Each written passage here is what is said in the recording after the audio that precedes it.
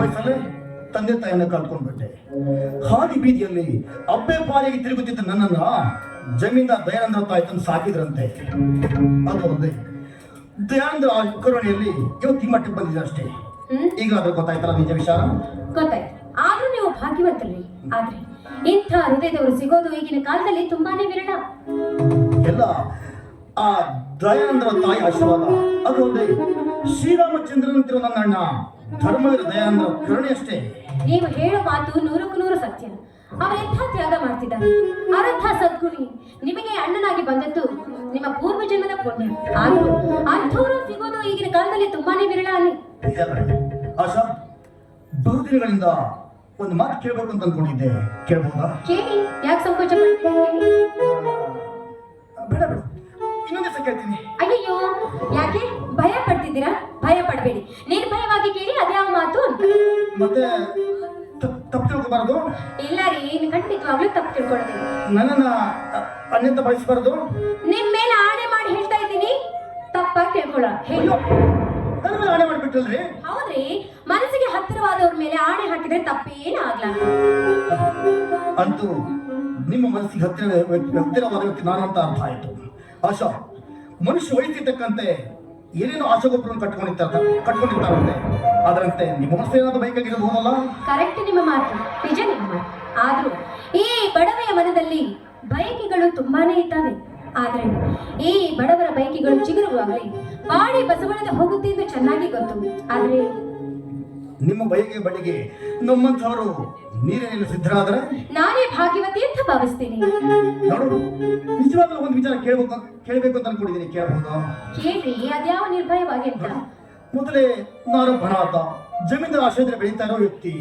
ಮಾತಿಗೆ ಬರೀ ಅನಾಥ ಅನಾಥ ಅಂತ ಹೇಳ್ತಿದ್ರಲ್ಲ, ನೇರವಾಗಿ ವಿಷಯಕ್ಕೆ ಬನ್ರಿ. ನೋಡು, ನನ್ನ ಮನಸ್ಸಿನಲ್ಲಿ ನಿನ್ನನ್ನು ಮೂರ್ತಿ ಇಟ್ಟು ಪ್ರತಿಷ್ಠಾಪಿಸ್ತಾ ಇದ್ದೀನಿ. ಬಹುದಿನಗಳಿಂದ ನಿನ್ನನ್ನು ತುಂಬಾ ತುಂಬಾ ತುಂಬಾ ಪ್ರೀತಿಸ್ತಾ ಇದ್ದೀನಿ. ಬಾಳ ಸಂಗತಿ ಬಗ್ಗೆ ಅಂತ ಕೇಳ್ತಾ ಇದ್ದೀನಿ. ಇದಕ್ಕೆ ನಿನ್ನ ಉತ್ತರ? ನೀವ್ ಹೇಳೋ ಮಾತೇನು ನಿಜ ಇದೆ. ಆದ್ರೆ ನಮ್ಮಿಬ್ಬರ ಪ್ರೀತಿಗೆ ನಿಮ್ಮ ಅಣ್ಣ ಒಪ್ಪಬೇಕಲ್ಲ. ನಮ್ಮಣ್ಣ ವಿಚಾರ ನೀನು ಬಿಟ್ಬಿಡು. ಯಾಕಂದ್ರೆ ನಿನ್ನ ಪ್ರೇಮದ ವಿಚಾರ ನಮ್ಮಣ್ಣ ದಯಾನಂದಿನಿ ಏನಾದ್ರೂ ಗೊತ್ತಾದ್ರೆ ಇಡೀ ಊರಿಗೋರಿ ಸಿಹಿ ಹಾಕ್ತಾನೆ ಕಣೆ. ಆಗ್ಸು ದೊಡ್ಡ ದಯಾವಂತವನು. ನೋಡು ರವಿ, ನಾನು ನಿಮ್ಗೆ ನೇರವಾಗಿ ಒಂದು ವಿಚಾರ ಹೇಳ್ತೀನಿ ಕೇಳಿ. ನಾನಂತೂ ನಿವೃತ್ತ ಶಿಕ್ಷಕನ ಮಗಳು. ನನ್ನ ಪರಿಸ್ಥಿತಿ ಏನಂತ ನಿಮಗೆ ಗೊತ್ತಿದ್ದ ಮಾತು. ಹಾಗಿದ್ದಾಗ ಆಸರಿಲ್ಲದ ಈ ಬಳ್ಳಿಗೆ ಮರವಾಗಿ ನನಗೆ ಆಸರೆ ಆಗ್ತೀನಿ ಅಂತ ಹೇಳ್ತಾ ಇದ್ದೀನಿ. ಆದ್ರೆ ಮುಂದೆ ನಮ್ಮಿಬ್ಬರಿಗೆ ನಿಮ್ಮ ಅಣ್ಣ ಒಪ್ಪುತ್ತಾರೋ ಇಲ್ಲ ಎಂಬ ಭಯ ನನ್ನನ್ನು ಕಾಡುತ್ತೆ. ನಮ್ಮನ್ನ ಚಿಂತೆ ಬಿಡು ಅಂತ ಹೇಳ್ತಲ್ಲ. ನಿನ್ನ ವಿಚಾರ ನಮ್ಮನ್ನ ಏನಾದ್ರು ಗೊತ್ತಾದ್ರೆ ಇವತ್ತೇ ನಿನ್ನ ಮನೆ ಕಳ್ಕೊಡು ಅಂತ ಹೇಳ್ತಾನೆ.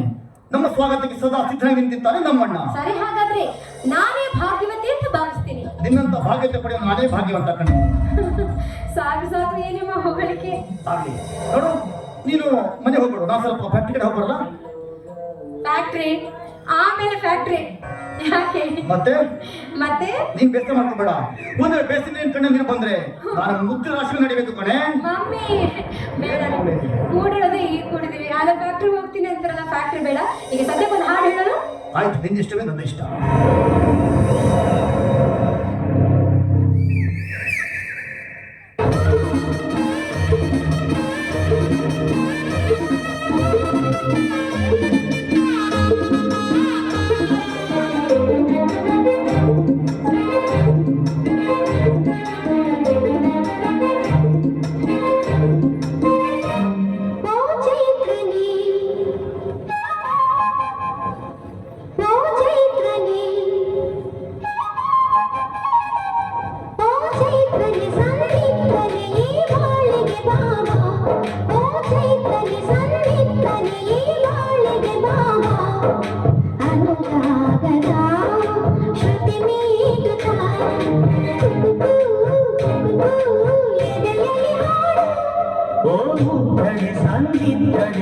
ಚೈತ್ರಕ್ಕೆ ಬಾಬಾ, ಓ ಮುಗ್ಧಗೆ ಸಂಗೀತಡಿ ಈ ಚೈತ್ರಕ್ಕೆ ಬಾಬಾ, ಅನುರಾಗರ ಶ್ರುತಿ ನೀಡುತ್ತ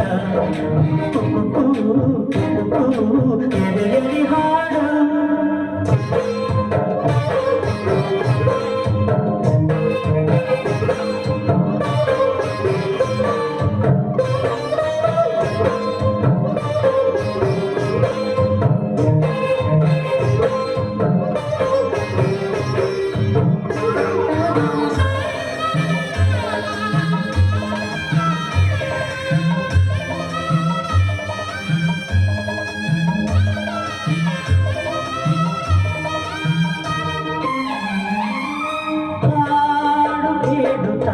ಜೀವ ಜಾರಿತು ಮಾತನಾಡದೆ ನಿನ್ನ ಸೇರಿತು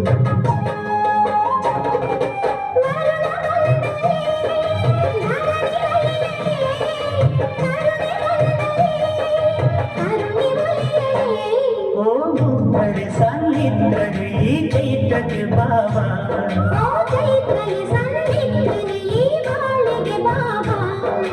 ಅನುರಾಗದ ಶ್ರುತಿ ನೀಡುತ್ತ ಕುಪುಕು ಕುಪುಕು ಎದೆಯಲಿ ಹಾಡು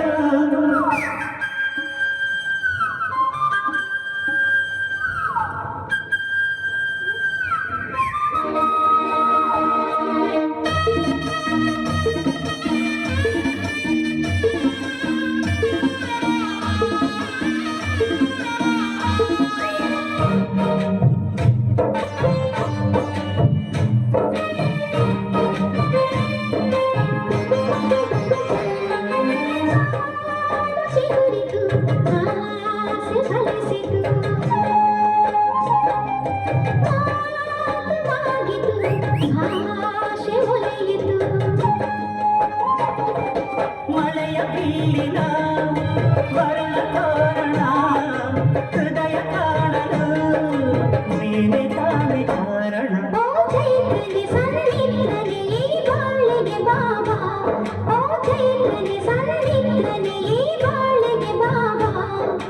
ಅನುರಾಗದ ಶ್ರುತಿ ನೀಡುತ್ತ